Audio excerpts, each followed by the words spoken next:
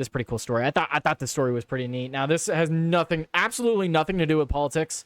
I try to bring up stories that have nothing to do with politics as much as I can, because I do love politics, right? Don't get me wrong, but stories that don't involve politics are great. I love those. Those are my favorite, personally. Stories like this. I love getting stories like this. Guys, China is now turning to gun silencers to stifle boom from their 370 mile per hour trains. The trains in China are so fast that they create sonic booms. Obviously, that's going to be an issue if these trains are anywhere near residential or city areas. So they're now looking into technology used on suppressors to stifle the sound from their trains. I love it. I just love everything about this story. Fast trains, suppressors from guns, using that technology and adapting it for trains. I love it. That sounds amazing. Imagine traveling almost 400 miles an hour through a suppressor. That sounds amazing. I'm just saying. Tyler's a psyop. This is not a psyop. This is not a psyop. I would never go to China. I don't want to go to China. All right. This is really cool. I want America to do this. America should be doing things like this. I don't want China. I don't want stories like this from China. I want stories like this from the United States. I want to be sitting here reading about how, guys, they're making a bullet train from LA to Vegas, and in that bullet train, there's going to be a suppressor section that you fly through. That's the story I want to read, but no, this is China, and China has the bullet trains. Sorry, Killing It Sense. Complain to Gavin Newsom, who's wasted billions of dollars on our train that hasn't happened. But so China's railway engineers have turned to technology normally used to silence handguns to stifle the sonic boom produced by its latest 370 mile per hour trains. The super fast trains, which use a technology known as magnetic levitation or maglev, travel by hovering above the rails instead of on the tracks, making them travel much faster than normal high-speed trains, which travel at 186 miles per hour.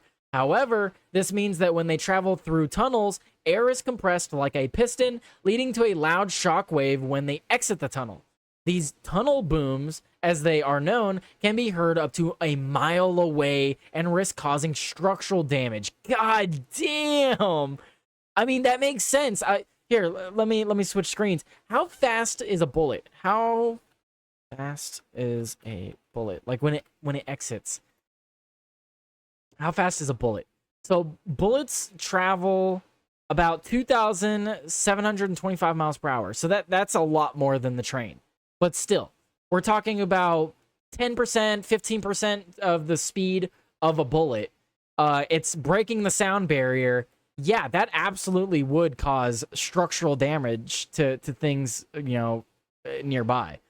So, yeah, this seems like a legitimate issue. Like, besides the fact that this sounds like a cool story, this seems like an actual legitimate issue that they need to look into. So to eliminate the boom, the Chinese engineers have proposed fitting a 100-meter, 330-foot porous structure at the tunnel mouths that will allow the trapped air to evaporate without creating the jet-like bang. The soundproofing system can reduce the creation of shock waves by 96 pc in much the same way as a silencer fitted to a firearm. Silencers slow down high-pressure gases produced when a weapon is fired by pushing the gases through a series of internal chambers before they exit the barrel. This dissolves the energy released dissolves the energy released over a larger surface area, reducing the loudness of the blast.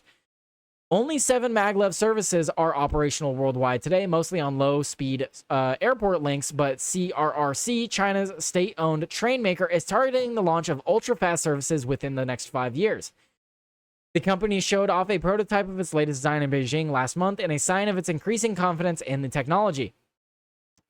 The CRRC 600, named to reflect its top speed of 600 kilometers an hour, equivalent to 373 miles per hour, aims to create a new travel niche between the fastest conventional trains and jet aircraft over distances up to 1,300 miles. Chinese engineers developing the maglevs had already included a sharp beak on the front of the train that slices through the air more efficiently, reducing drag, Last year, they said that the tunnel booms could be combated using foam hoods positioned at the entrance of and the exit of the tunnel to help dissipate the waves. Subsequent work found that fitting the hoods with a honeycomb-like lattice structure and making them 100 meters long would boost the benefits. They're literally fitting these tunnels into... They're literally fitting grooves that are the same grooves on the inside of silencers into these tunnels now. That sounds really cool.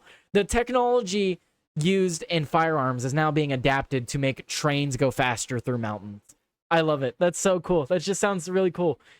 While current high-speed trains can also produce a boom, the strength of the shockwave increases rapidly with speed. That means that while a conventional train might not produce a boom until a tunnel less than 3.7 miles long, a maglev would do so in one measuring just 1.2 miles long.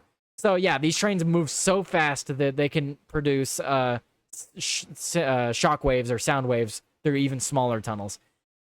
I love this. I had to bring this story up because that's just a really cool story, guys. Super cool.